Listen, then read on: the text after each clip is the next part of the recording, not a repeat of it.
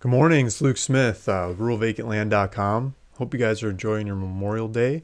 And so today I wanted to update you guys um, that on the mailers. We've been doing mailers. The last couple Monday morning calls, I've been doing mailers. We did some to Wyoming. Those gotten priced and out in the mail. Been working on the ones in Washington. There's a lot more of them there than I thought. And so I think it's going to go through all the mailers that I've given away and the ones that people have paid for. So I think that the data that I pulled in Washington and have scrubbed it and have started pricing it will knock out all those mailers. And then it'll be processing deals, lots and lots of deals. So I started working on that a lot, and I'll just give you an update, and then we'll jump into land deals, because that's what I wanted to talk about was land deals. Cheryl is on there saying, "Good morning, Luke." And Jacques Allen's saying, "Good morning." So good morning, guys. Welcome. Thanks for coming on. Thanks for listening on this holiday. And so in the past couple videos, we've sent out some mail and worked on sending out some mail. The Washington mail hasn't gone out yet. And I was really surprised at how many vacant properties there are in the Puget Sound area. And so I've been going around the Puget Sound area, and it looks like people have split those properties up a lot in the past.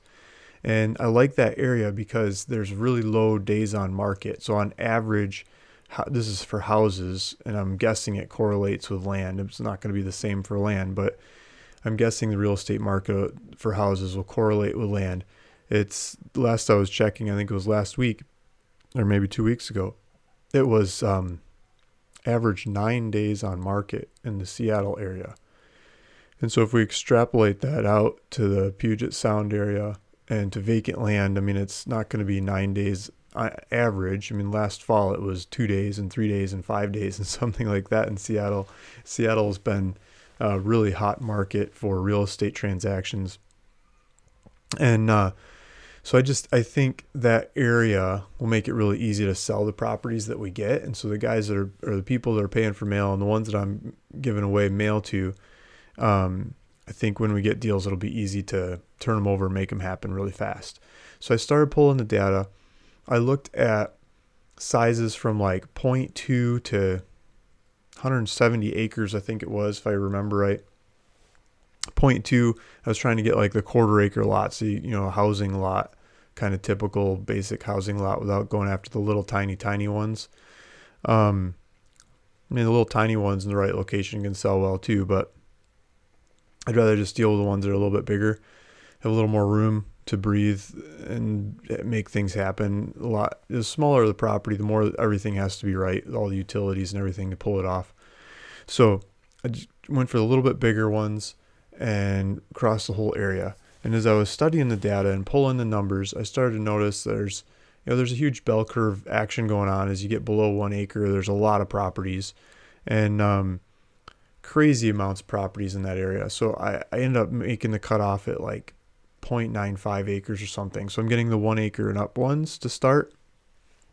And I thought I'd do a second pass and do the smaller ones with a different pricing formula. And as I'm looking through this, I'm noticing like there's a lot of coastline in this area, crazy amount of coastline, which is understandable because it's the Puget Sound, and there's just coastline going wiggle waggle in all kinds of directions and lots of islands and stuff. There's a lot of coastline, beautiful looking coastline. And so there's a lot of farmland just the other side of the street, smaller scale farm operations, homesteads and stuff. And I would really like the oceanfront stuff, and I would like the farmland things too. But it's hard to go do my pricing model when there's such a huge variance. Properties that are right next to each other, I think, have a very wild discrepancy in price. And so the more I looked at it, generally speaking, the ones that are on the water are smaller acreage than the ones that are inland. So I could kind of focus in on it that way. But I had just scrubbed out all the ones that are really small acres, so I skipped a lot of the coastline by doing that, and inadvertently not realizing it, not taking into account the coastline of the area. And so the more I thought about it, I said there's got to be a better way, because I was going property by property basically, trying to figure out which ones in this area are on the coast and which ones are on the other side of the street, and trying to price the ones that are on the coast more coastal prices, and the ones that are on the other side of the street probably bigger acreage, usually most of the time, but not all the time, at a little lower pricing because it's not on the ocean.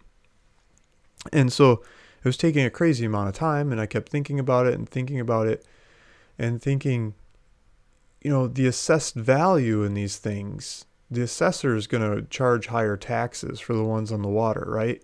And so I started looking at the taxes and comparing the taxes to the ones I was seeing on the water versus the ones that were not on the water. And the light bulb went off. Sure enough, that was it. That's the key. And so the taxes are higher on the ones on the water than the ones not on the water, which makes sense. I mean, that's logical. You probably want to slap me for saying that. It's like, geez, Luke, why didn't you think of that a long time ago, right? But I've been doing mailers in a lot of areas that aren't on the water, and this one's on the water. And so it's a different approach.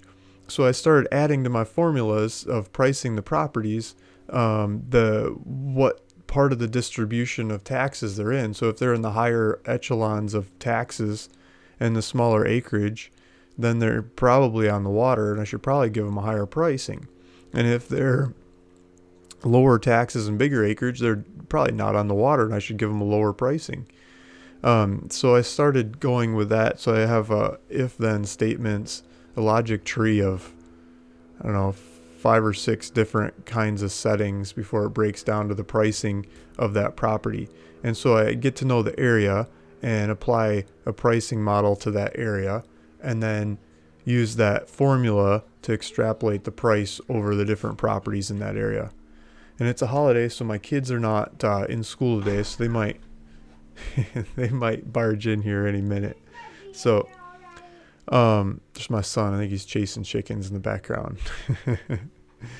And so that's what I've been working on in the pricing. So I think I can do that, a lot more of that today, and get that one in the mail. And I think there's so much data there. There's so many properties. So I think I'm going to get everybody that wants mailers and then some checked off today. And we're going to have a lot of mail going out. So I'm excited about that. So I opened up the window for some more mailers. If you guys want to buy some more mailers, I'm charging $1,500 per 1,500 mailers, and basically $1 a mailer. And I opened it up to 5 or 6 more people today. And I think that'll take out a large piece of the Puget Sound mailers, and I'll end up paying for the rest of them. So that's where we're at on mailers. Just update on mailers. A couple of guys have been getting antsy, like, hey, I sent you money. Why don't we have the mail out yet? Well, I sent the Wyoming stuff's out. The database to keep track of it's up. It's live. I haven't added everybody that's got mailers on there to the database yet, so you can see and watch and get updates on your specific deals. I'm going to try to do that later today or tonight. And so you're going to start getting emails when stuff's happening on your deals. And it'll be updates like the person accepted the offer, or they called and yelled and they rejected the offer. You get updates on them. You don't have to listen or watch if you don't want to, but if you want, the information's there. And then as they get accepted, I've got the whole logic tree of what happens next, the research, the due diligence, eventually, the paperwork on it, getting it into title, financing it, on the way to marketing it. And then as it's being marketed, you'll get updates of people that are shopping the property and what they're saying, their questions, comments, concerns, good stuff, bad stuff. And we can change marketing accordingly depending on that. And then eventually someone buys it, going into title, and then getting the investor paid and collecting the interest, profitable interest from that, to eventually pay the people that are paying for the mailers, just split it up and pay it. So there's a life cycle of that business that takes some time. It'll take months really before you actually get money out of it. But I think it can be a pretty healthy kickback of funds that come through as the deals actually work and they actually happen. So this picture in the background is one of the properties from the San Diego mailers that some of the guys maybe on this call paid for. This side of the street here is the land. I can't picture it very well. So this side going up is the land. This street is the street to access it. There's a power line over my head. There's a water hookup just around the corner. Back up over here is the ocean. This is all ocean view going all over here. So it's San Diego County ocean view. And we got kids in the background. Okay, so I wanted to jump into some of the properties that we have on the website and try to answer questions. If you guys have any questions, comments, you want to come on the show, I'll try to get you on the phone or whatever, let me know. Got a couple good mornings coming through. Happy Veterans Day to all our heroes, says FC4U One Stop Shop. Virginia Pierce, hello from Paradise, California. Nice. FC4U One Stop. Memorial Day. Yeah, Veterans Day, Memorial Day. Yep, exactly, Memorial Day. Backwoods Bungalow. Flipping land and days sound good. Will be interesting to see how it works out with real transactions. Exactly. So I'm going to try to carry you guys through some real transactions. Yeah, Backwoods Bungalow says, good plan to price by tax value. Yeah, so I can rank them by tax value. I don't think it makes sense to price them by tax value, but I can put them in tranches. Like the assessor thinks this one should pay more taxes than these other ones. Like why is this chunk of properties, is the assessor pointing out, is higher tax properties, and why is this middle tranche not so much, and why is this lower tranche of tax prices getting such lower tax prices?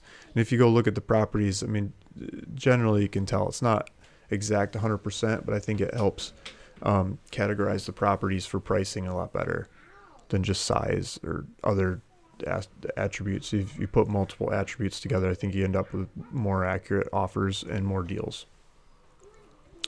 Yeah, Backwoods Bungalow, amazing view over San Diego. Yeah, I mean, I was at this property yesterday. It was kind of raining, so I didn't get really clear shots, but I was in the area, so I stopped by the property and walked around, and it's two properties like on this hill, kind of saddled over this hill, and there's a bunch of nice properties around the area. I don't have it closed yet. I don't even have it in the title yet. I'm trying to make it happen. I'm just doing due diligence on the property before we try to finance it and make it happen. FJP Ranch. Hello, I have down payment money for as large as I can afford piece of rural land I plan to live on my RV year round. If you can let me know. I would send already an email to you. Okay, FJP Ranch. Thank you. Thanks for coming on. Thanks for coming on the show. Maybe we could help you in the show. Like, what areas you're shopping for? You're pretty open. What kind of price range you're looking for? I mean, you're looking for like easy stuff, Cochise County, roll up and go for it. Or I think there's one on here I wanted to show you today that's in Idaho. That's it's like 120 acres, a little cabin on it. I mean, you could totally roll up to that thing and just go for it. And a bunch of other ones in between. So feel free to throw some more information in there about what you're looking for, and I'll try to customize the search for you a little bit more. But right now I got the newest stuff on the website pulled up. And so the latest thing that's on the website is San Diego County. And this is from one of the guys that paid for a mailer. We got this property. They've been coming in. We've been taking the calls. We've been processing the properties. We've been financing them. We've been running them through title. I got a bunch of them in title trying to close. These are some of them that closed. So these first two on the board here, San Diego County, and one of the guys that paid for mail got these. Another guy that's I think two other guys I'm working with that finance properties, finance these ones. If you're listening, you probably know who you are. So I'm asking $49,000 for one, $54,000 for another. And so this one, they're both 4.35 acres, and they're southern San Diego County. And I went down here with the kids, got some pictures the other day. And so, or no, I didn't go to this one with the kids. I went to some other ones with the kids, some other ones that are in the pipeline that aren't ready to present yet. But I went to this one on my own. And this is by Lake Marina Boulevard in southern. Let's look at a map first before we look at pictures. So we're in Southern California. We're in San Diego County. This is Lake Marina Boulevard, I believe. The little town of Lake Marina is over here, or the village. The lake is over here. There's a campground over here. The campground's got little cabins you can rent and stuff. I've stayed there with the kids. That's why I know this area. And the Mexican border is just down here. If I turn it to a political map, you can see the border's over here. And so here's Campo. And this is Tecate is a fun little town to go across the border and go see Mexico and stuff. It's a really laid back, little peaceful town. Campo, just south of Campo, is where the Pacific Crest Trail starts. I've dropped a couple people off there at that trail, different friends that like to go hiking. I've always wanted to hike that trail. I've just never had the time.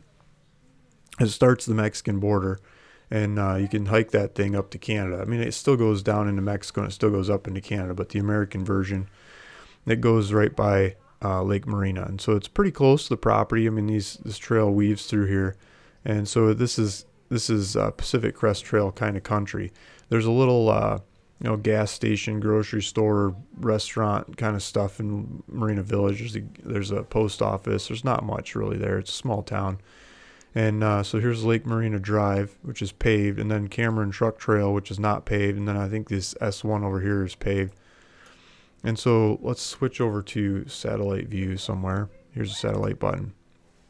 And so these properties are not on the road, they're back in, but there's easements. So there's easement that comes down on either sides of these properties. There's another one, we got another one right here. So we got two of them, not right next to each other, but kind of, one and then the other. And this driveway, I mean, that could be extended out to here.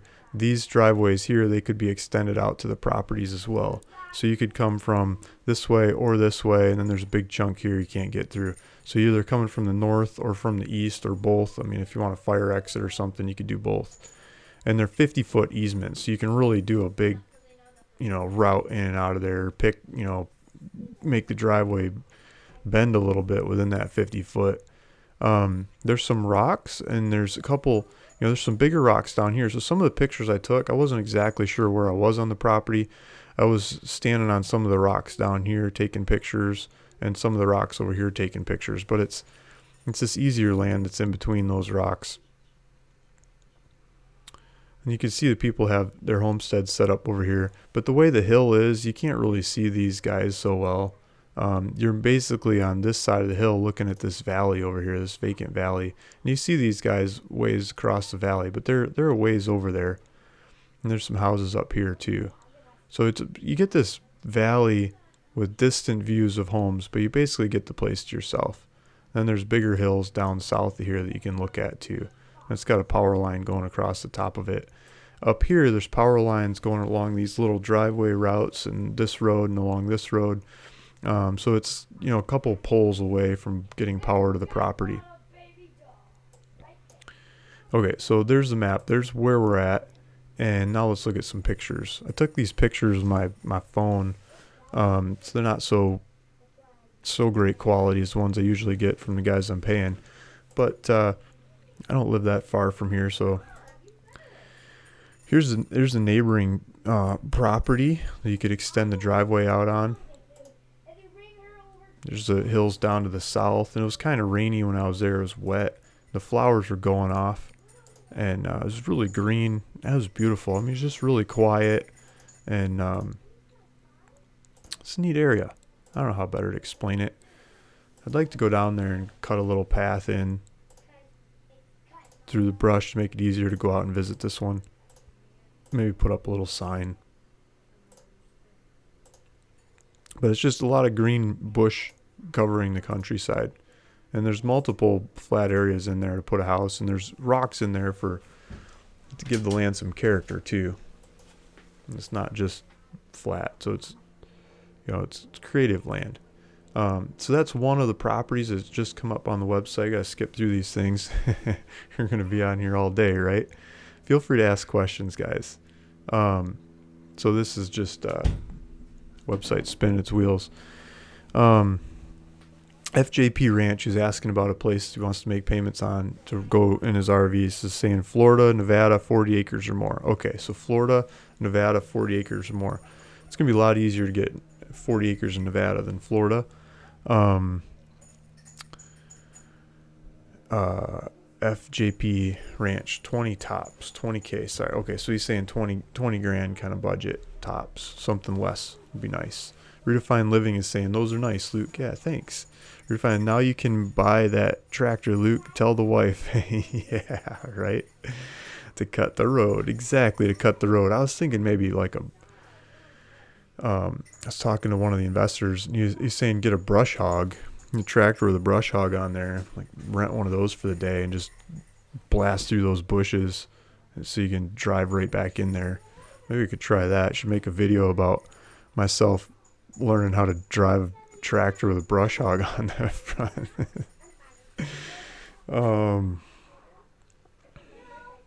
Okay, so let's look at properties and see if any of these qualify for FJP Ranch. But what I would probably do for 20 grand and less, 40 acres or more, would go to the Nevada. He said Nevada or Florida. It's not going to happen. 40 acres in Florida for that kind of price that I know of. I'd go look at the Nevada properties. Let's look at some of the ones that are live here first. So here's another one. This one is some more San Diego County. This is right next to the same one. This one's a little closer to the access. Price is a little bit higher, $54,000 versus $49,000 in the last one. So there's a house right over here. You could just extend their driveway out because you got a 50-foot easement coming through here.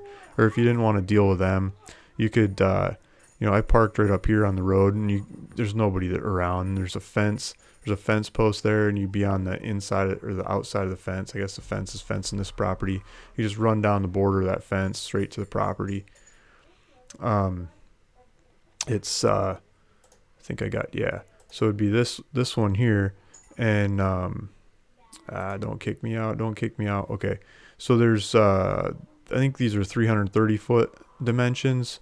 So it'd be 660 plus, like maybe 700 foot from the road to the boundary of the property. You just cut through the brush, and somebody cut the brush back along this road already, like for fire style, right? So people are cutting that brush. You can just cut some more of that brush right through there down to the property. And it didn't look like there's any rocks until there's like a little bit ridge of rock just to the southern border of this property. So maybe like if you're doing the driveway down to this one, either cut some rock or pile some gravel over the top of it or something. It's not that much rock. It's like knee high or maybe waist high little ridge to get over.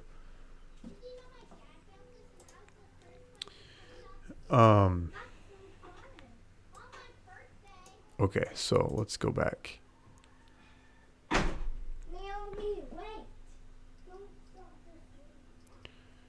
So next we got half acres in El Paso, Texas. Probably Curtis. He keeps bringing up the El Paso, Texas properties.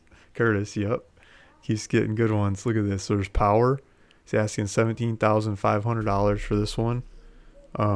Looks like it's on a little dirt road. And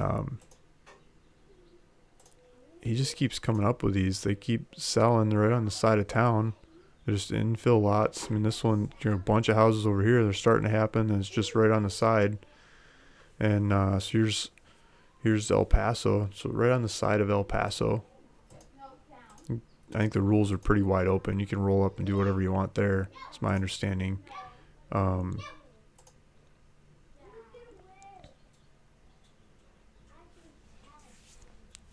So 2 acres in El Paso for $6,000. This is probably a little bit further away from town, or maybe it doesn't have power or something because it's bigger and cheaper. Yeah, I'm guessing maybe this one doesn't have power, but it's on a road. And this one looks like you could roll up and do what you want to it. Yeah, this one's probably off the grid. So $6,000 for 2 acres. I mean, town's right here. You're not very far away from town. Time to figure out solar. 20 acres in Cochise County, Arizona. So FJP Ranch. This meets the criteria. It's not in Nevada. It's not in Florida. But in Cochise County, Arizona, you can roll up and go for it. $16,500. And let's see who's got this one. Curtis has this one too. You could maybe ask him for financing. I don't know if he'll do financing on it or not. I think probably not, but you could ask him. And it looks like it's on a little road. And I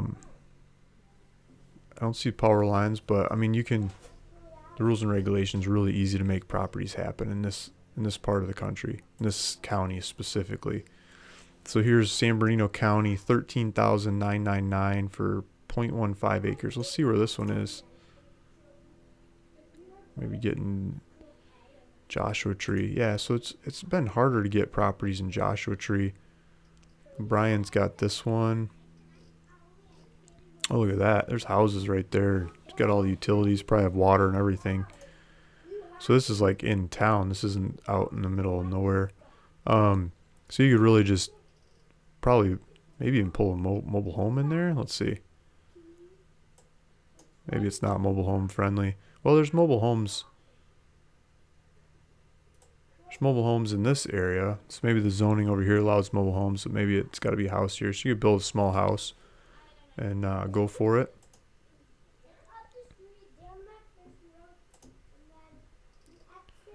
"10 acres, Sandia Park, New Mexico. The gorgeous views of the Sandias. Look at this, Sandoval County. Let's see what this one is. 10 acres for $59,000.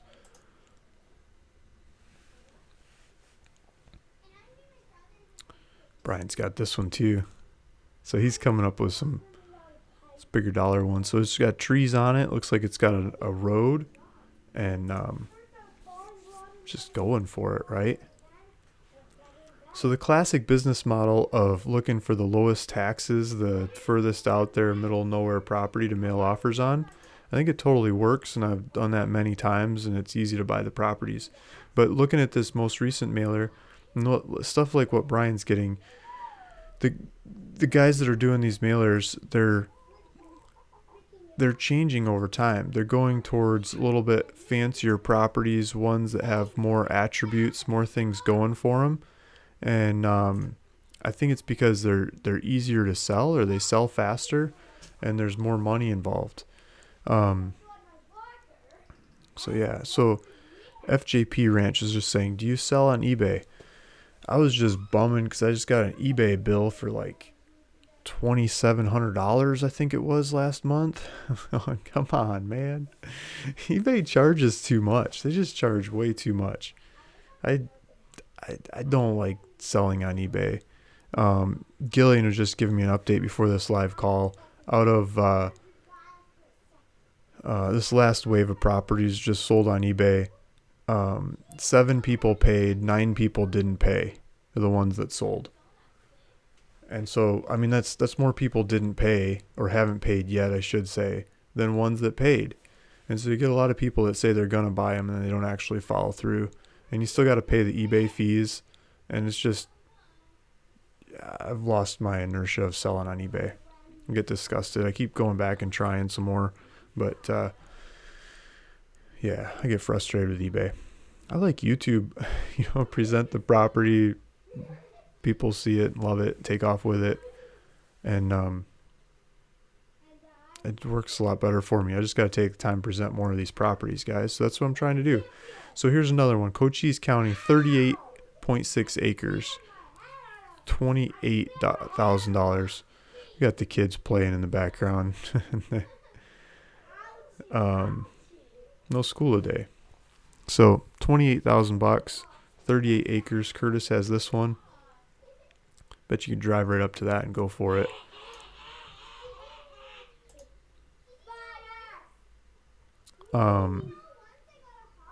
Apache County, Arizona, 1 acre for $3,995. Apache County is another one you could drive up and go for it. I mean, you probably want 40 acres and everything, but there's so much land out here, it'll probably feel like you have 5,000 acres if you buy one of these 1 acre lots and just go for it. You pay $4,000 for one of these properties, spend the rest of that $20,000 budget on making it happen and actually getting there, on setting up solar and water and septic and that kind of stuff. I think that makes a lot more sense.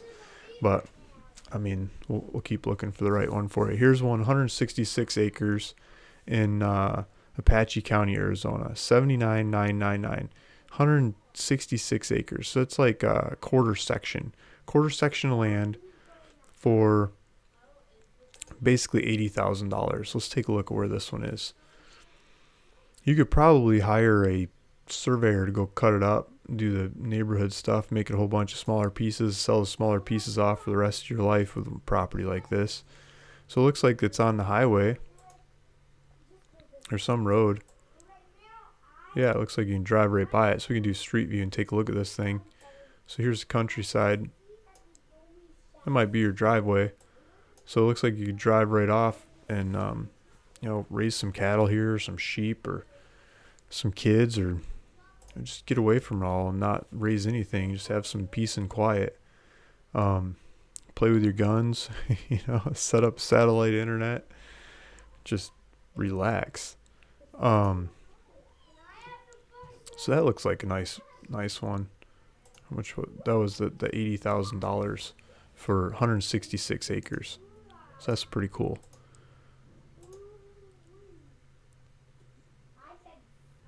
So next one, Tuscarawas County, Ohio. I mean, these properties keep coming up on ruralvacantland.com. There's pages and pages and pages of properties. I don't have enough time to go through them all. You guys got to go search and look at what you want.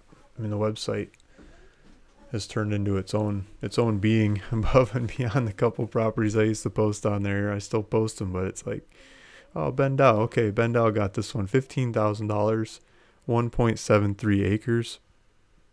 It's got a video. Looks like we got it mapped. Wonder how you get there. So there's a big road in the back, and got some houses up here. There's a bunch of trees. I'm sure you can get there. Put a house in the woods. Someone's got a green pool. It's the water tower.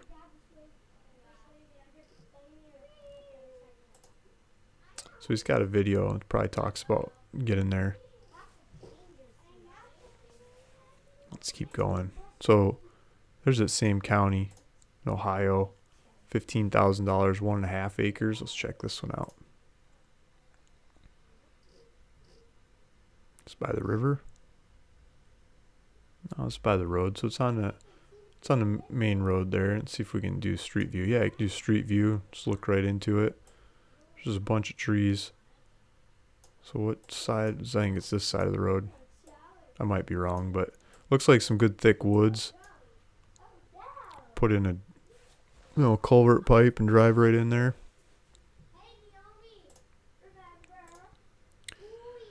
Hawaii. Let's see who's got this one. $23,699 for about 1/5 of an acre, and I think this is Aaron English. He's always coming up with good properties too. So look at this, 0.17 acres. Looks like it's near the ocean. Not sure if it's views of the ocean or not. Let's take a look at this. I always have a soft spot for properties in Hawaii. I just want to go develop one of them. Go make it happen. Spend part of the year there. So here's the neighborhood, and here's the ocean. I think they got their own little beach access, or how does it work? Looks like they got an overlook, some rocks, probably some awesome spear fishing and free diving along here. Doesn't look like it's full on beach, but I bet there's different public beaches along this coast. I think this is the main island, right? Yeah, there's some public beaches along this coast. So here's the big island. The main volcanoes. It's on the green side of the island. And you've got, this is the new volcano. And then this one's over here.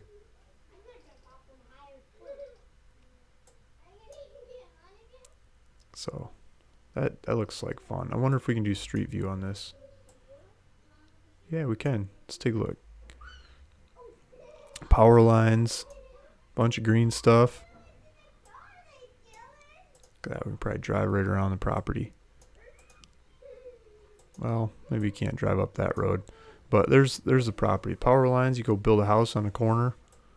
You grow just about anything, I'm sure. I wonder what the neighbor's got. Neighbor put out a bench. Old for sale sign across the street. So people just building these like 2-story Hawaiian homes. There's rainwater collection going on. Doing some Hawaiian style landscaping and just some basic homes. You throw up one of these things pretty easily.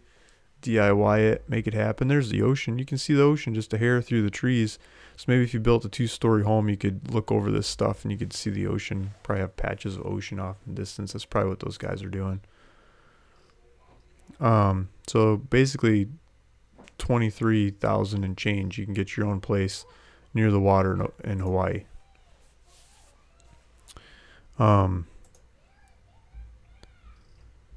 Levy County, Florida. I think we were looking at numerous properties in this neighborhood in the past. 5,995. Andy Barnhart.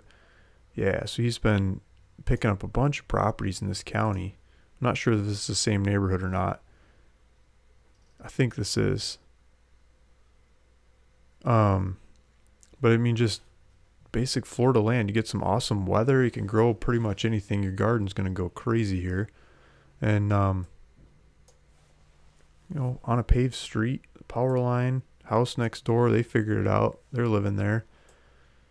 Might need a chainsaw to get in there. But, I mean, this is Florida. Everything grows. People just got little houses going on.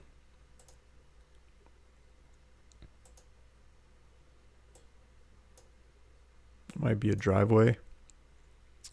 Go build a house back in there or pull your RV in. Get started as you start working on it. I don't know what the regulations are. This is probably that driveway. It's probably someone else's driveway. So you're probably in the thick of the woods there.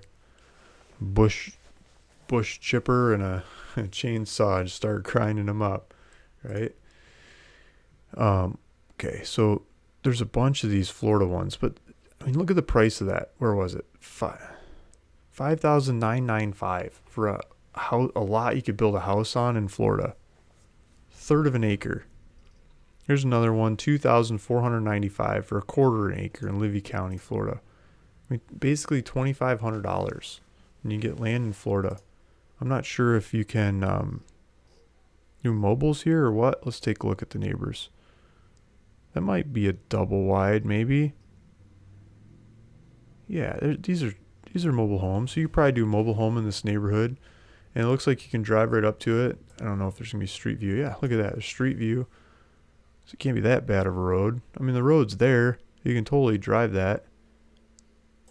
Kind of looks like an oak tree.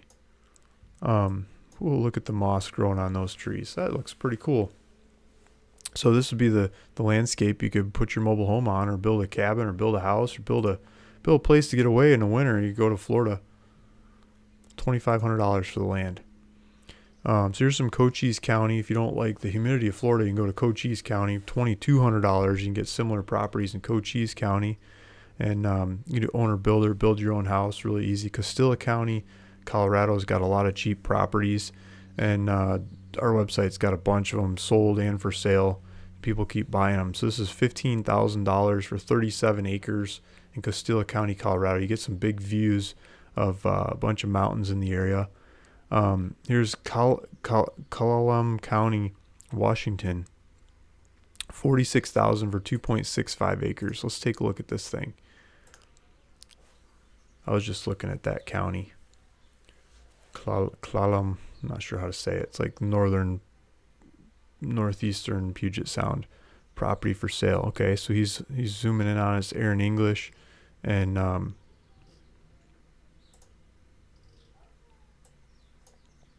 yeah, it looks like it's on a road. Some houses in the area. This might be some mobile homes here too. You might be able to put a mobile home on it. I mean, the nice thing about a mobile home is you can just have it delivered and it's ready to go. There's a power line up here. It doesn't look like we can do street view drive by. Look at that. There's a river just down the road. Maybe we can look at the river over here. Get on the bridge. Oh yeah, look at that river. You could probably go kayaking in that river or canoeing. That'd be a fun one. Maybe catch some fish. It's actually sunny out when they took the pictures too. Well, your canoe might get stuck up here. You might have to get creative. Maybe kayaks you can like push off easier. How much was that one? Where'd it go? $47,000 basically for 2.65 acres in Gilian County, Washington.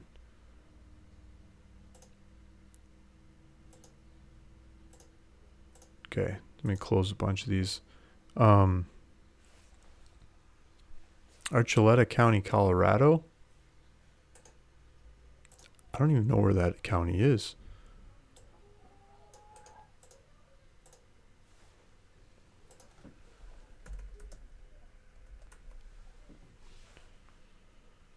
Pagosa Springs. So this is...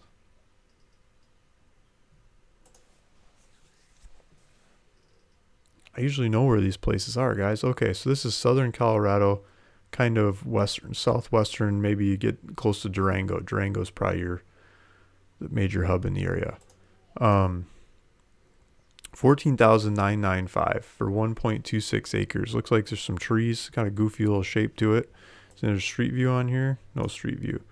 So you're probably gonna build a house up here in between these roads. Look, there's a power line. There's a power line going through. Some of the neighbors look like mobile homes, so you probably do a mobile home on here too. It'd probably be easy zoning to pull up and go for it. Looks like someone spread a neighborhood through the hills here. A bunch of mountains around the area. I'm sure there's all kinds of outdoor activities to do. Let's keep going. So we're on page 3, ruralvacantland.com, going through the new stuff that's come up for sale recently and looking at different properties. I'm drooling. I don't know if you guys are, but I like looking at land. So $9,995 for 1.3 acres. This is Archuleta County, Colorado. Archuleta. So it's going to be probably the same neighborhood. 1.24 acres, $12,995. You just get these trees off in the distance, and it looks like a greener part of Colorado. Huerfano County, Colorado. This looks like some flatland, but it's big, 41 acres, $16,595 for 41 acres. There's some acreage for not a whole lot of money. This one is why didn't I get this property? I'm jealous. Look at this. $149,000 for 120 acres in Idaho. You know how hard it is to buy land in Idaho? The data is really clandestine to be able to make people offers in Colorado. So I'm jealous of Chris pulling this off. So data I've pulled in Colorado or in Idaho, you get like 20% of the landowner's actual records, so you can contact them. So it's really hard to systematically go through and shop the land. And that's why if you look at ruralvacantland.com's website, Idaho doesn't have that many deals in it. I mean, I've tried, but I've struck out. And this Chris gets this thing. It looks like it's got big views, nice mountains, trees. Look how he did that. That's a pretty good way of doing the picture. So you get trees over here, and you get some mountains and hills and stuff. There's a cabin on the property. I was looking at the pictures of this the other day.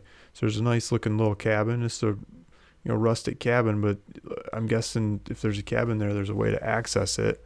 And then you could go hiking up over all these mountains with the rifle and try to get a deer or something, maybe some rabbits, some rock chucks. I don't know why you'd want to get a rock chuck, but they're fun to look at. Some good looking trees.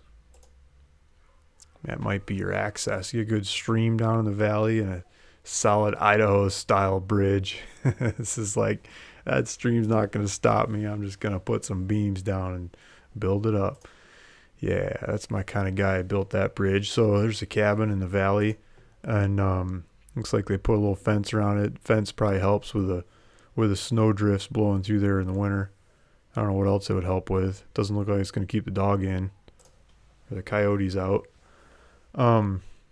Looks like early spring. The leaves haven't popped yet, but I bet you when it does, it's just going to go ballistic in here. The wildflowers filling in all this grass. I love Idaho. It's so beautiful. Like this kind of countryside.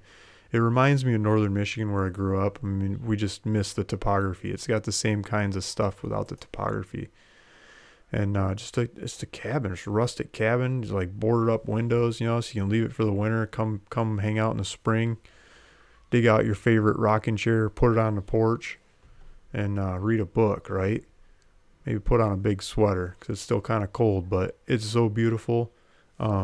My wife would, here's the rocking chair. I was kidding, but there's the rocking chair right there.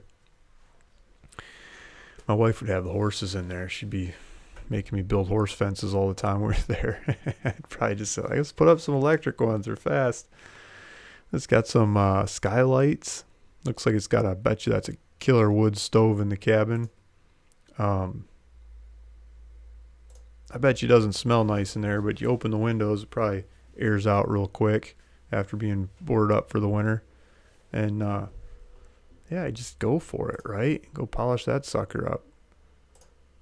Give it some paint. Make sure the plumbing's turned on.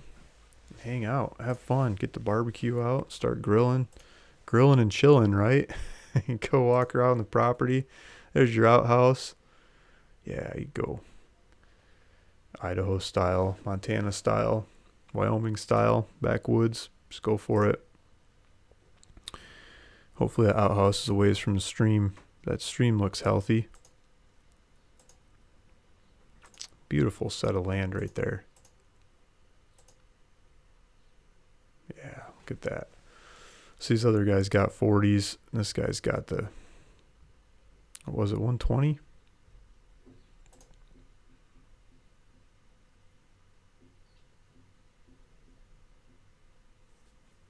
$120.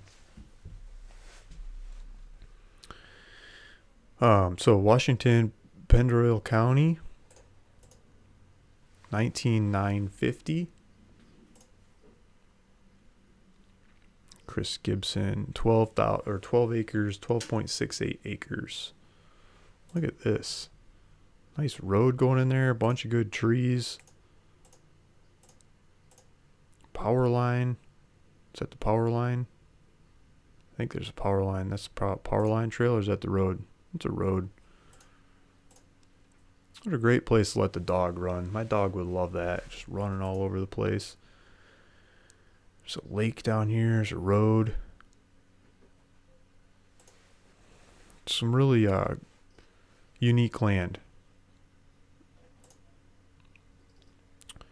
Ozark County, Missouri, 4.4 acres. Ozark County, Missouri, 1.1 acre.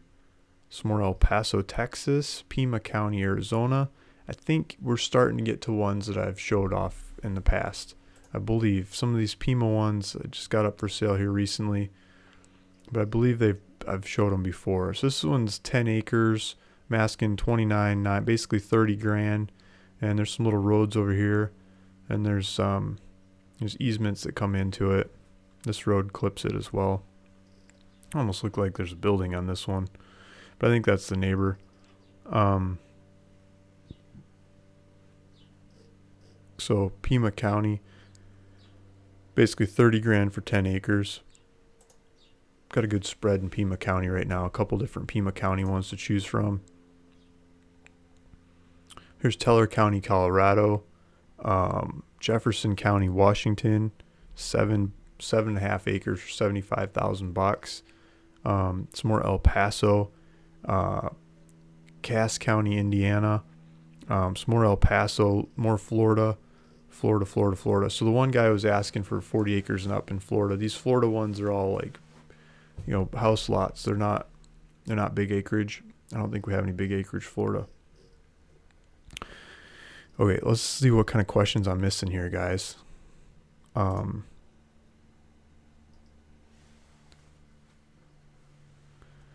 Macmillan says, good morning. I wanted to thank you for the land I won. Got my deed in the mail a month ago. You said to let you know so you could do a little video about it. My YouTube name was Millie Mill when I won. Okay. Thanks, Millie Mill. I'll take some notes. I'll try to make a video about the land. Show you where it is and what it is, and yeah. Sorry, I got kind of behind. I started giving away mailers, and there's a lot more work to those. But I think it's fun to give land away too. I'll try to give more land away in the future as well. I'm going to give some mailers away towards the end of this call. Thanks everybody for listening, for watching, for being involved, asking questions and things. Yeah, Kevin Swenson said kids will be kids. I think they finally took the kids to the park or something, hopefully. FJP Ranch. I am asking because I bought 2.2 acres in Sunland Acres, but too small, and I sold it 2,500 down. I want to own 40 or more. Okay, yeah, so if you want to own 40 or more, so let's let me throw the screen back up. There's FJP Ranch. So if we do, he was saying Nevada or Florida. I don't think we're going to get, and he's also said $20,000 max budget. So I don't think we're going to get that in Florida, but I think we'll get it in Nevada. So let's see what we have in Nevada right now. So I'm on the website. I'm on the search, like the advanced search, and I'm going to scroll down to Nevada. I'm going to do the whole state of Nevada because he said Nevada. He didn't say what county. I'm going to do for sale and price to, I'm going to do, let's say 20,000. And area, I want, let's say 35. He says he wants 40 acres. Well, he said 20 was okay, right? So let's do 19 acres and up. So the area, it's 19. So this, you put a number in here, and it's everything above that number. And then for the price, from anything, so from little tiny price up to $20,000. So I think we've got the parameters. We got the state. We want something that's for sale that's under $20,000. That's I'm gonna say 19 acres and up, because he said 20 acres or 40 acres, and we're only getting one of them that's coming up right now, but one's better than none. So this is 41 acres. It's $13,900, or $1,000 down and $250 per month for 60 months. And so he was asking for financing. So there's financing available. You have to add up what that is. It's probably some higher price than the cash price. So I'm not sure exactly off the top of my head. Excuse me, guys. Excuse me. Sneezing. So this one is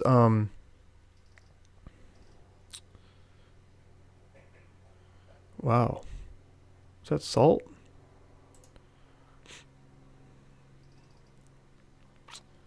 Are we in the salt flats? Where is this? Sulfur. Winnemucca. Okay. I've been to Winnemucca. There's a good gun store there. Hardware store, gun store. You can just test the guns right in the parking lot. It's my kind of gun store. Worked on a power operation, Blue Mountain geothermal power project up north of, well, here's Blue Mountain. Yeah, so I've been to this mountain here. There's a geothermal power project going off over here. I might even be able to see it. I'm going to get sidetracked, but yeah, so here's a power plant. Helped finance this power plant. So there's geothermal stuff going all over the place. And eventually it was taken over by Ormat, but it was Nevada Geopower was working on it. So they drilled holes all over the edge of this mountain. They got hot water out of the earth, and they pipe it to a machine that basically changes the hot water into energy. It's kind of the reverse of a air conditioning system.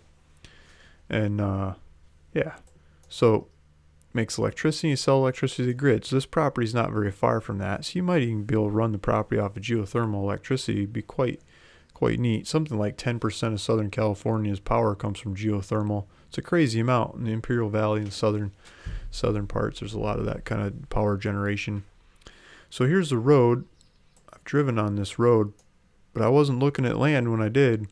This looks a lot better in person than it does from the satellite imagery. That satellite imagery made it look like we were going to stand in the salt flats.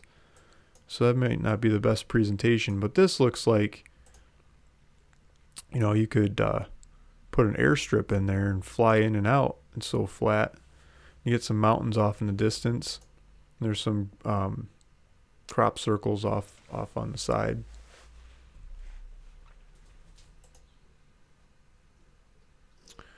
So I bet you could drive right up to that one. No one will bother you. No one will care. I mean, you could probably shoot all your guns. You could have a tank and shoot mortars and stuff. I don't think anyone would bother you. You could practice for the Burning Man festival. You could make big sculptures like 10 stories high out of trash and light them on fire. I don't think anyone's going to bother you here. So you get away with pretty much anything. This is Winnemucca's a town. There's groceries, there's supplies. I think they even have brothels. Like anything goes. So you just go have fun there if that fits the bill. But for the size, the price you're talking about, that's what's up for sale on the website right now. Cheryl says that's it's okay. It's nice to hear them play, and you gotta love the little ones. Yeah, the kids are always having fun, right? I'm gonna try to get them out to that San Diego property, cut some brush with me, and put some ribbon on the way so people can go out and look at that property. I think those would be some good properties for people to take off with. FJP Ranch. I'm a cattle guy. Okay. I don't know. I mean, 41 acres on this kind of ground. I mean, I don't think you're going to get too many cattle. You're going to be importing food. Part of the year probably goes great. Maybe you can check out the neighbors and see what the BLM land is in the area. See if you can range the cattle around the area until someone builds a fence. So if you round up more area and just let the cattle run across this whole valley, you could probably run some more cattle. I don't know if someone else is already doing that in the area and they won't want you doing it or what the rules and regulations are, but you might want to look that up. Land Wrangler says, Luke, do you mind if I share a property I have available with FPJ Ranch on your show? Yeah, go for it. Land Wrangler, go for it. That's what this is about. It's about talking about land. I mean, I'm always thinking I got the cheapest, best stuff out there, but there's no way I have it all. I just cover all these areas. So throw it up there. Maybe I can pull it up. Maybe you have a link or a state county APN or something. I could pull it up. Jovi says, where's the volcano? So we're probably talking about that Hawaiian land. So let me go back to that Hawaiian land. And where's the volcano on that Hawaiian land? So let me pull up that land in Hawaii. I'll try to pull it up here in the background. The volcano, I believe, was a little bit south and west of the property. This one is the other side of the volcano. The volcano is a pretty defined area that the volcano is in. It's not spraying all over the place or anything. Okay, so we've got 2 properties in Hawaii on the website right now. One is this 1 acre property that's in Hawaiian Ocean View, and it's got power. Neither of them have water because everyone does water collection in this area. And it's looking out at the ocean. This is at the far tip of the island. And this is more on the greener side of the island. But this one's 1 acre for $10,000. This one is 0.17 acre for $23,699. You should go look at both of them. And so this one that we were just looking at before is Aaron English. It's $23,699, and he's asking where's the volcano. So I'm going to blow up this map, and we're going to zoom out, and I'll show you where the volcano is. So I'm keeping the cursor on the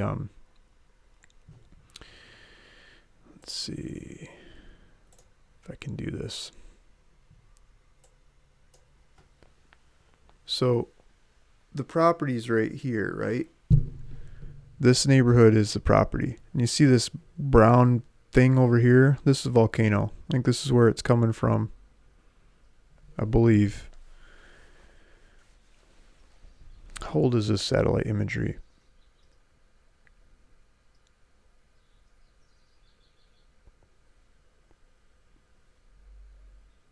I'm wrong. This is the old volcano. So this is Volcanoes National Park. This has been here for, ever since humans have traveled the island. It's just volcano just goes and goes and goes. You want to see volcano action? This one's always going. The neighborhood is over here, right here, right over my shoulder.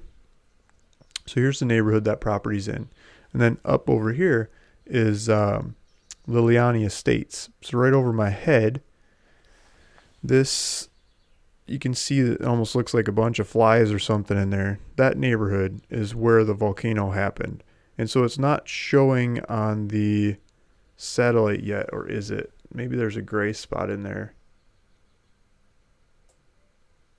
No, it's not.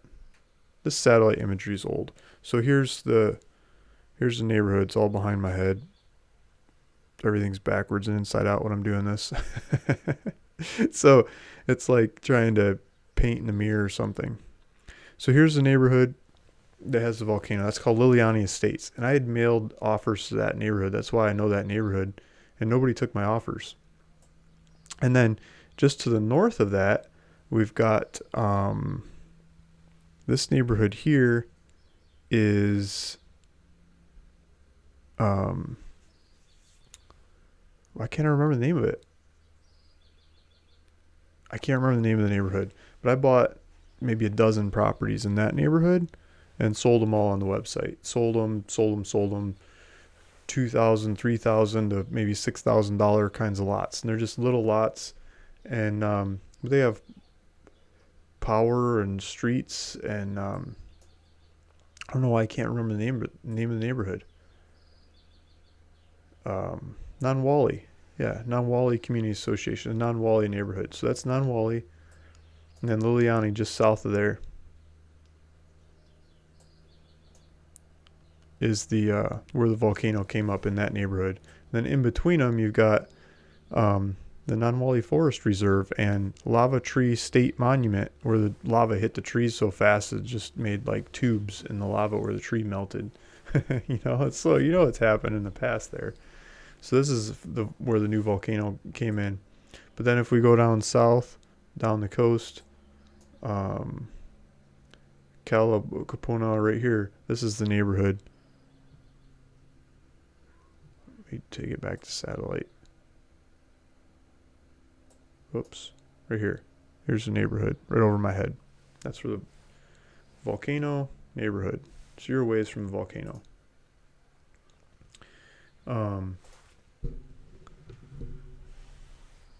Redefine living. That's massive. Land Wrangler. Luke, do you mind? Yeah, okay. FJP Ranch. Land Wrangler. Is it okay with... If it's okay with Luke, I would like to find out what you have. I have 2,500 to put down. Redefine living. Land Wrangler. Just list it on Luke's site and he'll do it for you. Yeah. So I'm always posting properties on the website. And I've been really slow recently presenting a lot of the properties that are posted on the website. But I tend to make videos about them when I can, when I have the time. I've been setting up this new business management software system that I've talked about some on here. And I'm really excited to set this up and get it going because I can keep track of a lot more deals. And so it'll be a lot easier for me to update people with the deal flow that they're involved with, whether they're helping me finance properties or mailers or whatever. And people that are just everything to do with the deal flow. It'll help me keep track of them a lot more. And so I got in over my head, bit off more than I could chew, and I had a hard time keeping everything organized. So this new business management system that I've set up, I think will help me do that and multiply productivity many times over and do a lot more deals. And at the same time, I'd like to do more desirable deals that turn over faster, so I could turn up the volume on multiple levels and studying the ways of doing that. So I started out this show talking about some of the ways I've been doing that, like looking at areas that have lower days on market average where people are buying stuff up faster and things are much more sought after. And in this last mailer, I was looking at the properties that I really wanted to get and they weren't showing up in the data, looking at the map and realizing it's because I cut off the taxes. And I think I could use that same information to focus in on the most desired properties, probably being the ones on the oceanfront, beautiful things, by understanding what their tax bills are compared to the properties across the street. So just understanding how to slice and dice the data to focus in on the most desired properties and make offers on those accordingly and sell them. So I've been working on multiple different fronts to try to up my game. And I'm going to keep making videos about the properties that are on my website and presenting them as best I darn well can. I love doing that. It's just I haven't had the time because I've been updating some other things. But I think as those other things are starting to get updated and caught up, I'm going to get back into making videos about all these properties. Let's make a video about each one of them. And that's the neat thing about my website. I think lots of times as I make those videos and present the property, it answers a lot of people's questions. So generally, the vacant land if you price it right, if you price it at where the stuff actually trades and not real estate asking prices of dreamland, you get a lot of questions. People ask a lot of questions like, why is it so cheap? What's wrong with it? What can I build there? What's the zoning? What's like a crazy amount of stuff that people ask about the properties, which I totally understand. It's a big dollar purchase for them. It's a move. It's a job. It's a life changer. It's all these things in one. It's a big decision for people to buy land. And so the more of those questions I can answer up front, and especially in a video format like this, where I can try to hit a lot of those things that people are going to ask me about the property in advance, instead of taking the phone calls or 100,000 phone calls of the same question over and over and over and over and over again all day long. People just watch the videos. If I make the videos, people still ask the questions, but I can refer them to the videos and just get more efficient that way, right? Redefined Living says he's probably going to have the best deal. I try to keep having the best deals. I research them a lot and try to reprice things accordingly if I don't have the best deals. FJP Ranch said, I did Redefine Living, but I'm not sure about Arizona. Saying you're going back and forth in Nevada. So there's the one in Nevada that meets the criteria that's on the website right now. There's probably a bunch of them in Arizona that meet that criteria. So if we go to the listings for sale, we do the same thing, $20,000. So let's put all of Arizona priced from up to $20,000. Let's say 20,000 is our budget. Let's try 19 acres. So we get to 20 acres and up. So I've got for sale, $20,000. I'm not showing it on the screen. For sale, $20,000, 19 acres and up. I'm putting them all in the advanced search, and we'll see what we get. I'm sure we'll get something. Okay. We've got 20 acres in Cochise County for $16,500. We got 80 acres in Apache County for $19,900. If you want to run cattle, I'd be looking at Apache more than Cochise. So go look at Apache. I mean, look at that, $20,000 for 80 acres. Maybe you could sell off 40 for $20,000 if you do the marketing right, get pictures and everything, present it, give people a tour when they come and all that stuff. You might be able to sell half of it for $20,000 and you get the property for free. That's a good $20,000. Like with 80 acres, I bet you could pull off some deal like that, especially if you sold them in tens. If you sold off 4 different 10-acre lots, get some neighbors, but use their money to pay for your land. Here's 20 acres in central Arizona, 20 acres for $19,900. There's some more grass. Like, this is going to be a lot more cattle country for you than that Nevada one, than some of these others. Apache County, Cochise County, Yavapai, Navajo. If you like cattle, I would look at Apache County. I would skip these other ones. I mean, you could probably get these Navajo ones to work too, but look at, there's 40 acres for $6,999. There's a cheap 40 right there. That's a cheap 40. Pinell County, $19,900 for 20 acres. Navajo County, $12,999 for 40 acres. But if you're asking about cattle, I'd go look at the Apache County ones. I think you're going to get more grass there, a little higher elevation.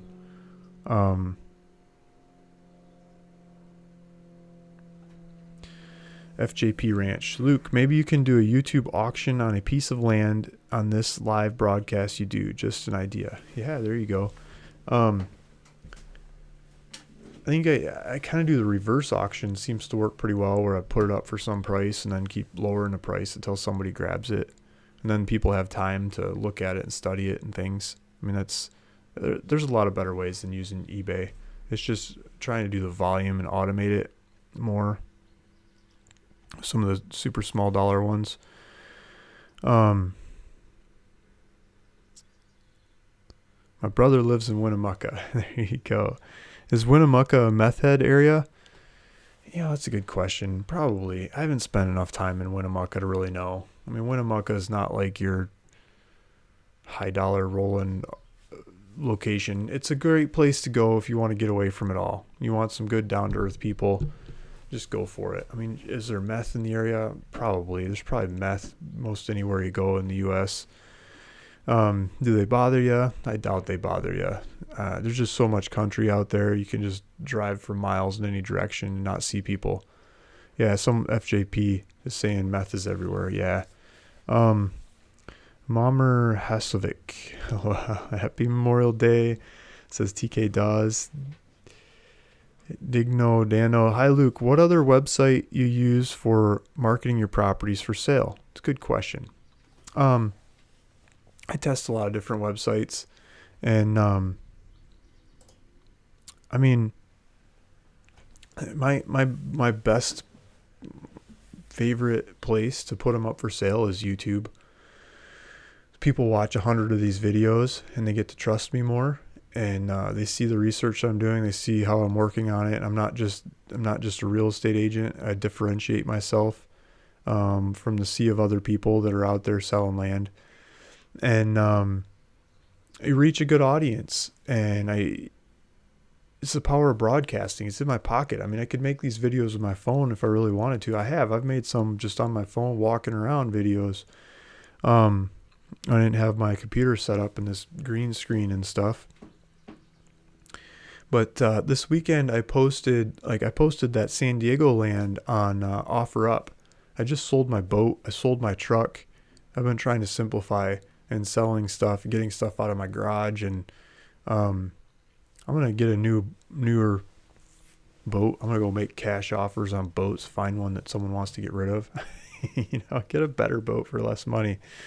And same style, just systematically go make cash offers, right? Until someone sells me something cool.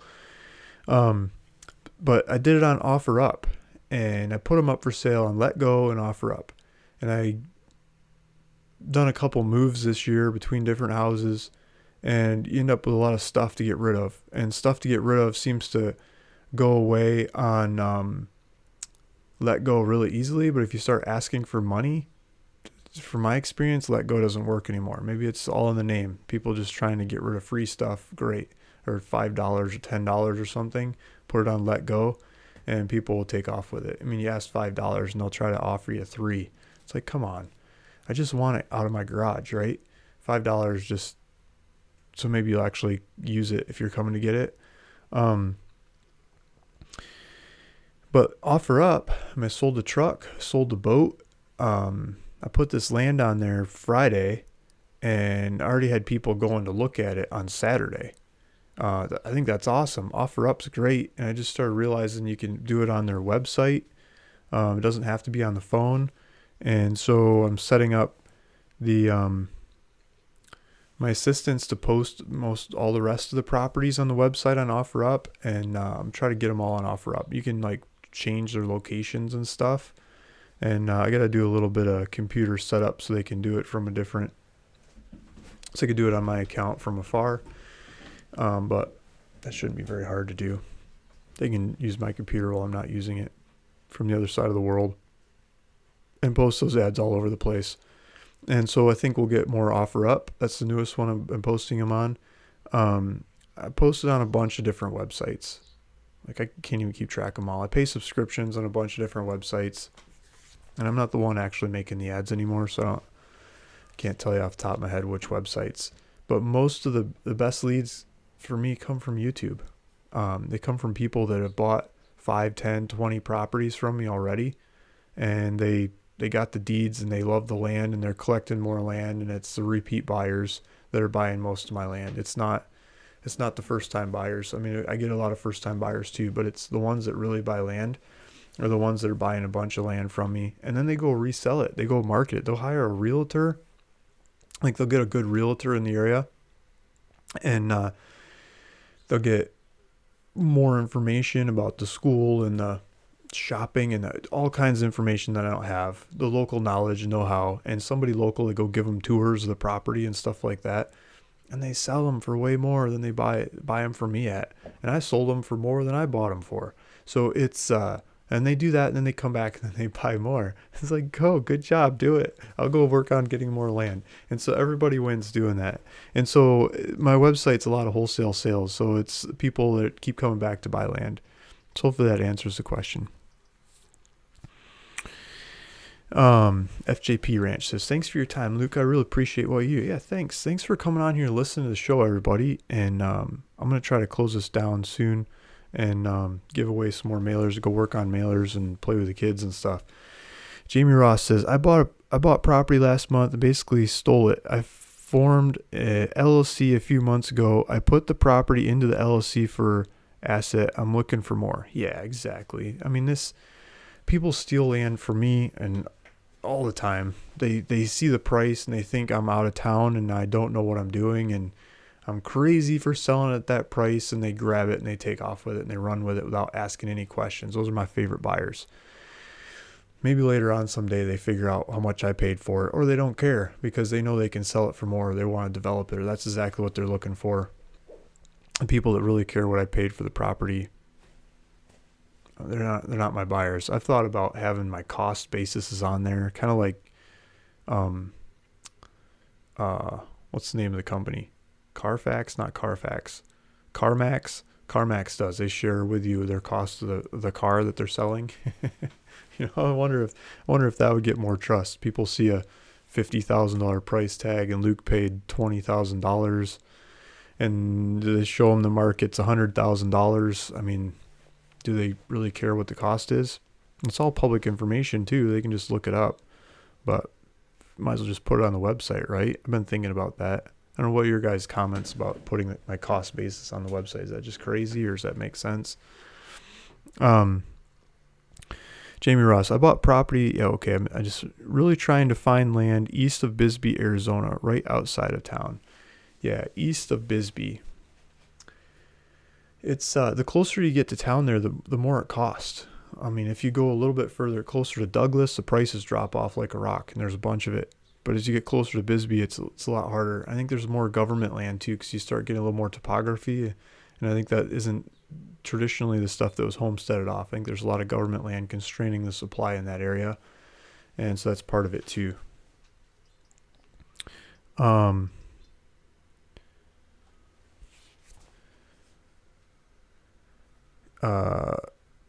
Malmer Hasnovic says, will you ever do a video of you showing how you price land and your thought process behind it? Yeah, I try. I mean, it's I might need a new computer because I get these data sets going, big data sets, and I'm pulling up maps from multiple websites and pricing from multiple websites, and I mean, stuff crashes.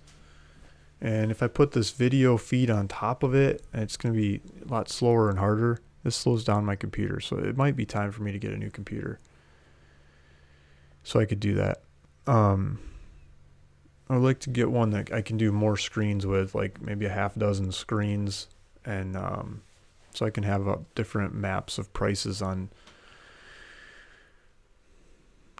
over the same area, like realtor.com and Zillow's and Lands of America and Redfin, if there is Redfin, and the solds on one and the for sales on another, and the smaller sizes here and the bigger sizes there. I mean, that'd be nice. I don't need all that. I mean, right now I flip between a lot of screens, a lot of tabs on a couple screens, but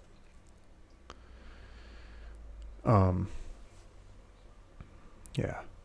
Jamie, I mean, the essential is you look at what the stuff is for sale for.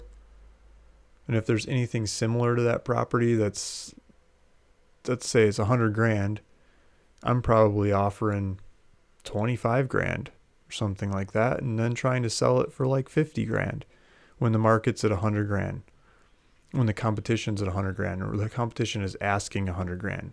Just because the competition's asking 100 grand doesn't mean that's where it trades. It means it's still up for sale and it hasn't sold yet. That's what it means, And some people like to look at the solds, but I don't think that really lines up either. I think it's what is for sale. It's the competition.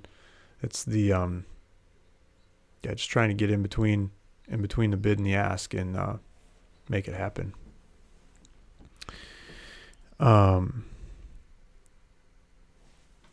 Jamie Ross. I plan on buying 5 acres. Do you get a warranty deed? Depends on what property and state and stuff. I mean, you don't usually get warranty deeds in Nevada. You get grant bargain sale deeds, or in California you get grant deeds. Most commercial real estate's done through special warranty deeds. And those are the guys that really know their stuff, and they're using special warranty deeds.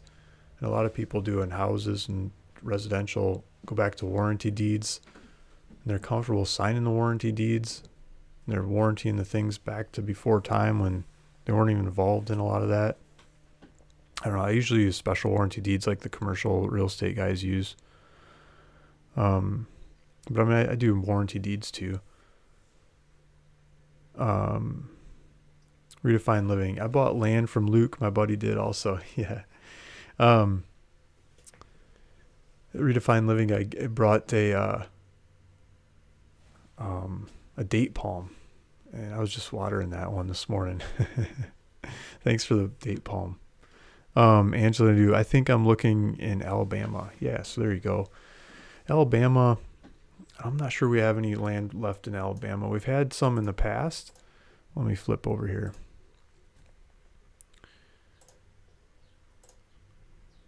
Like down by the bay. Yeah, we're all sold out of Alabama.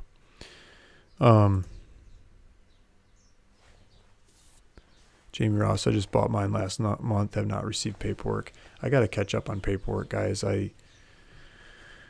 Notary's closed today. I was trying to get some out today, and I'll try to get some more out tomorrow.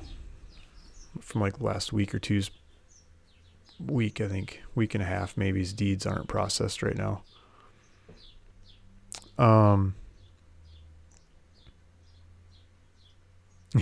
He's like, I don't care what you paid. I know the water table is less than 40 feet. Tax is $16. That sounds like a good property.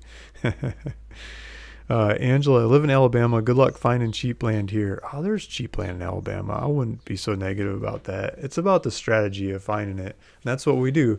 So I'll reiterate it. I'm sure you guys have heard me 100 times. We systematically go through all I do vacant land. Some people, you could do houses or mobile homes or commercial parks or whatever you want to do, airports. You find all of them. That's your data set. That's your population. That's what you have to choose from. And if you look at how much of it's up for, if you look at how much of it's up for sale in the market, it might only be 1%. 1% is probably a bad market. Good market to do this in is probably like 0.25% or 0.2% of the outstanding units in that criteria of what you're looking for are actually up for sale. And so when you're shopping, you're only looking at, less than 1%, like 1/5 of 1% of the total population of those units. When you're looking at like MLS or Realtor.com or whatever, hopefully those are the most motivated people to sell, but usually it's people that are just asking crazy prices, and it's not really the front leading edge of the market where you want to be buying stuff, right? So we go through and we mail cash offers to everybody that has a unit of land or whatever the asset is land in this case, an offer. And we say, I could buy this one over here for $50,000 and I'm thinking this is a good deal. But before I do that, why don't I go offer everyone else in the area $50,000 and see who else is willing to sell? I think I found the cheapest thing in the area. You're going to get a bunch of people to say, oh, I'll sell you mine for that $50,000. And it might be twice as big. It might be next to a stream. It might be on a lake. It might have better trees. It might have better neighbors. It might have 5 times the land of the one that you were looking at. But it wasn't marketed. It wasn't up for sale until you asked. You just have to have the nerve and ability and gusto to ask and ask. And a lot of those people will get back to you and say, nope, no way, no how. This is my grandparents' land. I'm giving it to my grandkids. And it's just not going to happen at any price. You say, okay, that's fine. Throw the offer in the mail along with all your credit card offers you got today.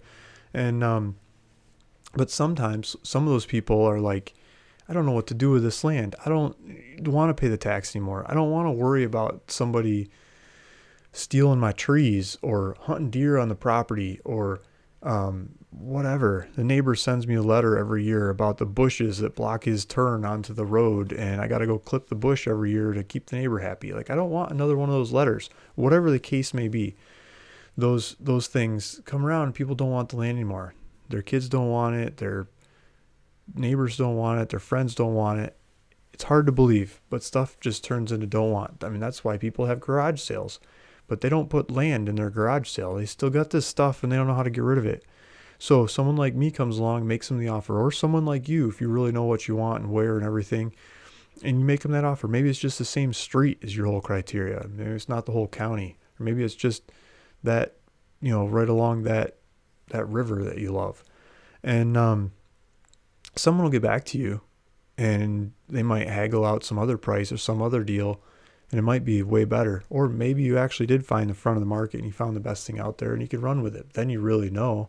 And I think that's the power of this kind of strategy, is systematically going through and making offers to everybody in the universe of that asset class that you're going after. And so we keep doing that for you. We go after ones that we think would be interesting. We put them on the website and you guys can paw through them and get the best deals, because we just went through everything in the county, so we know they're the best deals. Or you can do it on your own too, and that's teach basically how to do it. I mean, you can go mail letters and offers to whoever, whatever the population is that you're trying to buy something of.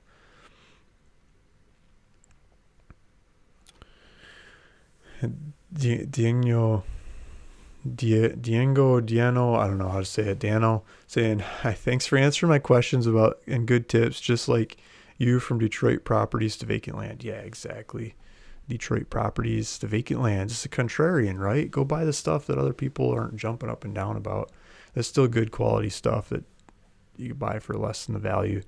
It's all good investment if the price is right. Exactly. If the price is right. The gold color saying 10 plus acres near Prescott, Arizona. What you got. Yeah, so 10 plus acres near Prescott, Arizona. I got a 30 acre one I'm working on, like up the mountain there with a bunch of trees on it near Prescott. Trying to figure out how to get that one closed. It's not on the website yet, doing paperwork on it. I think everything else in that area I've had is sold right now, but we'll try to get some more.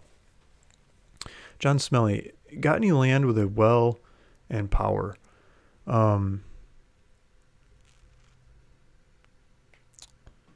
There's a bunch of them with power. With a well, not that I can think of. They come and go on the website though. I can't think of any right now off the top of my head that have well and power.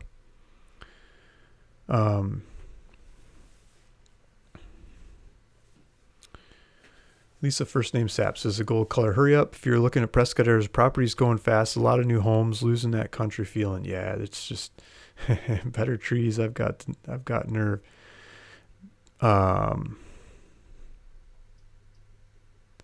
Exactly. Okay, so the gold color saying, I need acreage for a farm or orchard shop. Yeah, so, I mean, keep watching. That's Yavapai County, so keep looking at the Yavapai County on the website and see what comes up. Backwoods Bungalow says, YouTube Bobblehead Homestead bought land in Arkansas and has been posting videos showing his progress. I should look that one up. I'm getting pretty much sold out of the Arkansas properties, though. I mean, I don't have much Arkansas ones left.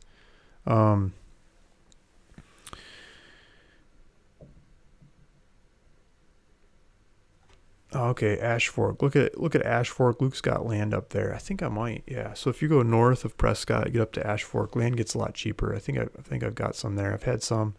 It's always coming and going. I just signed paperwork on one day or two ago. I think that might have been that last Ash Fork. There might still be some up there. Okay, so I'm catching up with the end of the chat, and we've been going a long time. So I want to give away some mailers, and this time let's try the 10th person. The 10th person who answers correctly. I'm going to give away 500 mailers, and I'm going to go work on these mailers. I might even get these mailers out like today or tomorrow, because I've got a bunch of data and mailers I'm working on, but it might take me a little bit longer to get them out if I don't totally get them all through there. So I'm going to ask a question about earlier on. We were talking about Wyoming mailer. I mailed to Wyoming, and then I did a mailer in Washington County around this body of water. And so I'm going to put the comments up here. And if you can name the body of water that I just did this last mailer around, or I'm still working on it. And you're the 10th person to answer, I'm going to give you 500 mailers. Let's see if I can get this on the screen. So 500 mailers, it'll probably cost me, I don't know, a couple $100, 200 something, under $300 to put it together. But it'll take me a bunch of time to put it together. And then what happens is I send out the mail, and we get people call back and they say, yeah, right, I'm not selling my land that cheap to you. Who are you, crazy person? Or they say, yes, please, I need the money. Let's do this. And so we got a bunch of people going by here. We probably got 10 of them. Okay, I'm going to try to pause this thing and see if I can start counting. So we get someone says yes, and now I've got a database. So I'm going to change the story a little bit from the way I've had it in the past. I'm going to put the mailers in the database, and I'm going to code them so you're going to be watching them. So you get little updates along the way as anybody calls back and says something about one of the properties that we mailed out on, whether you're on the 500 free ones that I'm giving away right now or you bought some. So we've got some up for sale. If you go to the link in the description down below, you can buy some of these mailers instead of winning them if you want more. If you win some and then you want more too. Either way. Or if you've already done some in the past and you're going for some more, that's great too, because I got a whole bunch of data. I'm going to mail the heck out of this area. It's Puget Sound. People have been saying Puget Sound. There's a bunch of Puget Sound going by. And I think I'm going to get a bunch of waterfront properties, because the way I'm rejigging my pricing formula is I'm going to target a lot of these waterfront ones. They have higher property taxes, how I'm targeting them, and lower size acreage. And I think I can ferret them out by that and price them accordingly versus the ones across the street that have lower taxes and more acreage generally. And so those kind of defining variables, I think I can target waterfront. I'll get a bunch of waterfront properties for good prices and a bunch of farmland homesteading properties for good prices too, but significantly lower good prices, and try to buy them all and sell them all. And we buy them with someone else's money. We'll have to pay them or my money, one way or the other, depending on the deal. And then, but we'll probably do so many of them I can't afford them. And as we sell them, then the profits that we get out of the sale split with you 50-50. So I'm doing all the work, doing the financing, doing the phone calls, everything. And you just got to sit back and watch the little notifications come through. Hey, somebody rejected us. Somebody rejected us. Somebody rejected us. Hey, somebody accepted. Oh, cool. You'll see the data, the paperwork on the property, the due diligence as the due diligence is happening on the property, all the different bits of information I collect, and pictures and title stuff and financing stuff and marketing. And then as it's being marketed, you'll see notes from all the different people that are interested in the property, asking questions, emails, voicemails, phone call notes, all that will be in the same data set that you're watching all the comments or all the information go by on. And then as it actually sells, you'll see all the numbers and you can watch it happen. You see the money get distributed, and you'll be basically the last one to get paid. But you eventually get paid on it, and I think it'll be a lot more than the $1,500 for 1,500 mailers that people are buying. So that's the idea.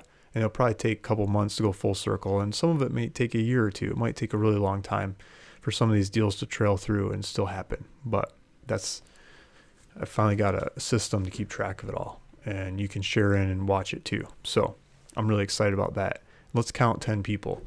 So Jason Macy's one before, Puget Sound, number 1. Andrew W., he's been on here a bunch. Thanks, Andrew. I think I just saw him go by earlier. Puget Sound, number 2. ADDG, Puget Sound, number 3. Land Wranglers on the comments a bunch. 4. So hold up my fingers. Rain Dog, 5. Dave Tassie at 6. John Smelly, he said Pacific Ocean. That doesn't count. Andrew W., 7. Jovi Bantolo, 8. Mr. Flash, 5s. Puget, that works. 9. Redefined Living. Puberty Sound. That's close, but I'm not going to take Puberty Sound. Let's take Puget Sound. FC4U One Stop Shop. 10. Okay, let's do that. FC4U. Redefine living spells like I do. FC4U One Stop Shop 10. So hopefully I counted that right. Even if I counted that wrong, I'm going with FC4U One Stop Shop because that's the one I'm picking. FC4U. I'm going to give you 500 mailers, and so hopefully my counting is right. No one gets mad at me. FC4U, if you would send your information to Gilian's, my assistant, my helper, Gilian, at ruralvacantland.com. So if you would email her your contact information, I want your phone number, I want your contact, how I can mail you a check or multiple checks over time, depending how many deals come out of this. Maybe no deals, but hopefully lots of deals, big dollar deals, make some big money off of them. And also your email address so I can get it into the computer system so you get updates. So FC4U, thank you. Thanks for playing. Thanks everybody else. Sorry, Redefine Living. I can't take Puberty Sound over Puget Sound. Thank you, everyone. So I'm going to do this again next week, Monday morning, 9 a.m. And I'm going to jump off of here and work some more on this Washington Puget Sound mailer that's going off right now because it's a really, really big one. And go get some oceanfront property in Washington. Thank you, guys. Talk to you later. Bye.